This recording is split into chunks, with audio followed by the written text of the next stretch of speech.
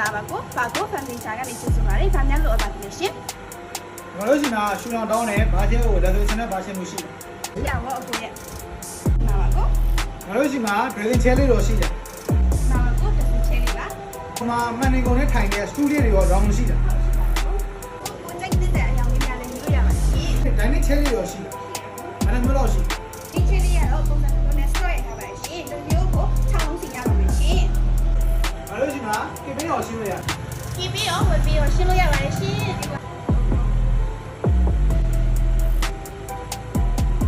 Hello baby ဒီမှာပစ္စည်းတွေကရှင်းလို့ပြောရနော်ရှင်းတယ်ကိုပစ္စည်းတွေလို့ပြောတယ်ရှင်းတယ်လို့ကိုရဲ့ဒီကဘူးလို့ပြောတယ်နော်ဟုတ်တယ်ကိုရဲ့ဘာလဲခဏလေးပြောနော်ဒီတော့မှကိုပြောခေါ်လိုက်နော်